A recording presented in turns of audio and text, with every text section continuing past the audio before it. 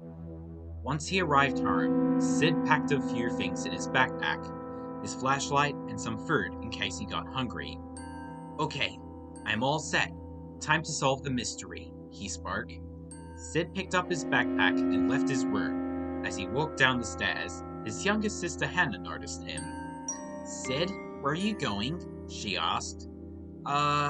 Just heading off to Pizza Planet, Sid replied. Sid then walked down the stairs to go out of the door before Hannah rolled her eyes in exasperation. As always, snarked Hannah.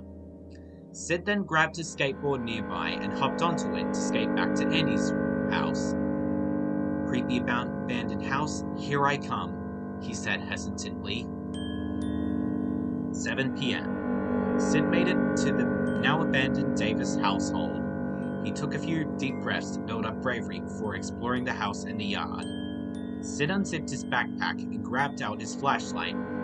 He shone his flashlight out the yard before he saw Sarge near a fire extinguisher.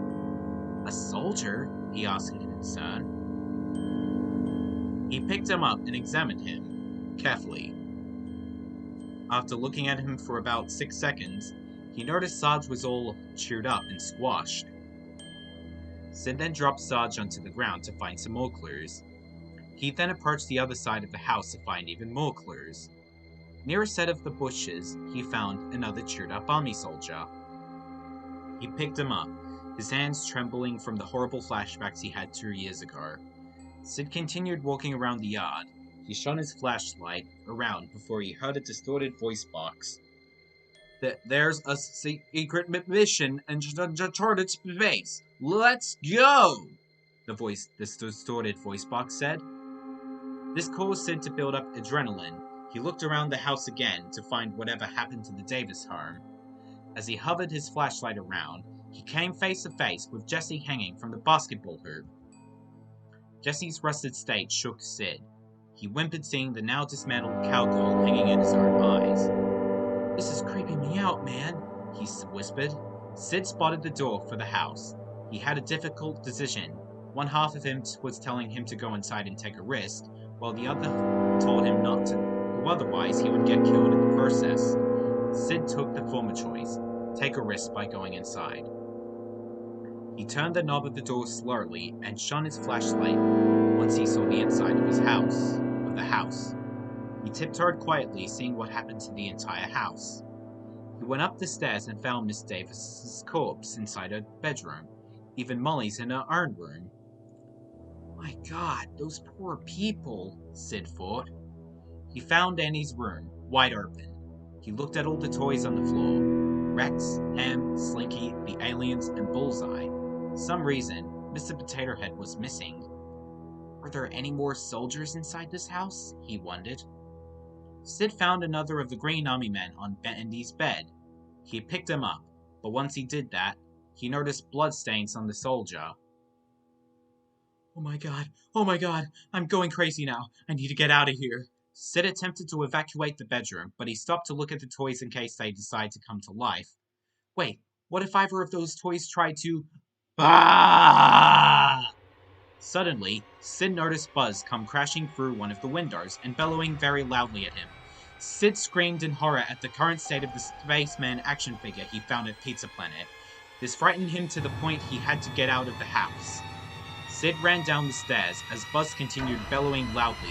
Shit, shit, shit, shit, shit, shit, shit, shit, Sid muttered as he stepped down the stairs at a fast pace.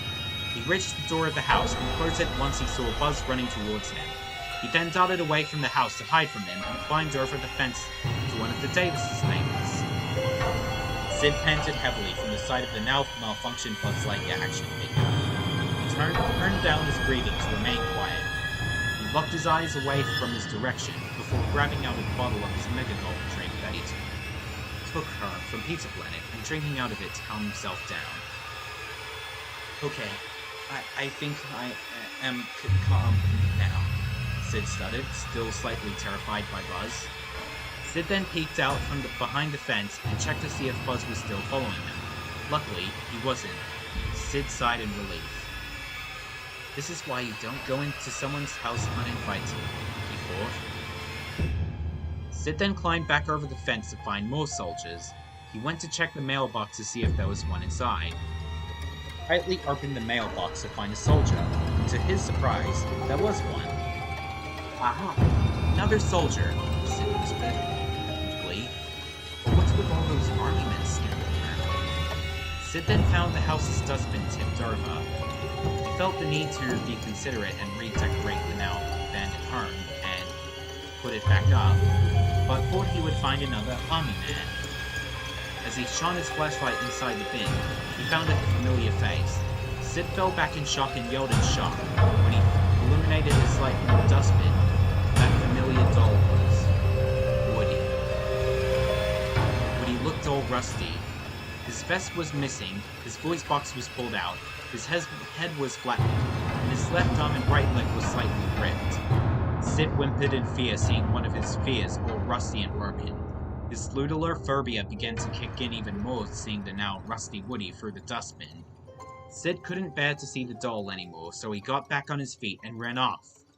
Sid ran to the other side of the house and behind a tree to catch breath and to calm himself down again. As he looked around to see if Buzz was lurking around, he looked behind the tree until he found another army soldier, but his head was pulled off. Okay, that should calm me down, he sighed in relief. He picked up the broken army soldier and checked for any bloodstains on him. Fortunately, there wasn't any blood. Sid put the 5th army soldier in his backpack and zipped it back up. He then looked around to see if there were any other army soldiers to find scattered around in the residence. Are there any more soldiers to collect and inspect? Sid asked himself. He shone his flashlight around the place, illuminating dark areas. There weren't any soldiers left. Where could they be? Sid asked himself again. He got back up on his feet and walked to the house in an attempt to explore inside again.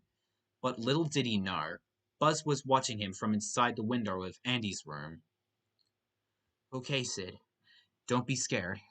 Don't be scared, Sid punctuated, motivating himself. Once he put his hand on the doorknob, he heard that same bellow and looked at the left side of the house and spotted Buzz sliding down from the drain. Sid screamed again, coming face to face with Buzz. He immediately aborted exploring the abandoned house and jumped onto his skateboard to ride away. Buzz began to chase the 13-year-old boy once he got up the drain, before Sid looked behind him and saw him running quite fast, so he skated faster to outsmart the malfunctioned space toy. Sid frantically looked around to see a hiding place before he found a steep hill, so he skated down it, carefully to not trip. Buzz looked down the steep road in disbelief, watching Sid skate away. He'll come back. He will, groaned Buzz. He then walked back to Andy's house to guard it. Sid continued to skate down the road, miles away from Buzz and back home. 8:30 p.m.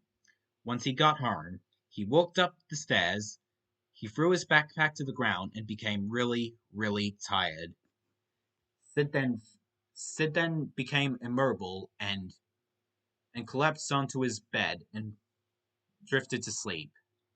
As he slept, Sid had many nightmares about Buzz killing him, and even the rest of Andy's toys, who were attacked by Buzz, attacking him. Despite what happened lately, Sid didn't want to give up.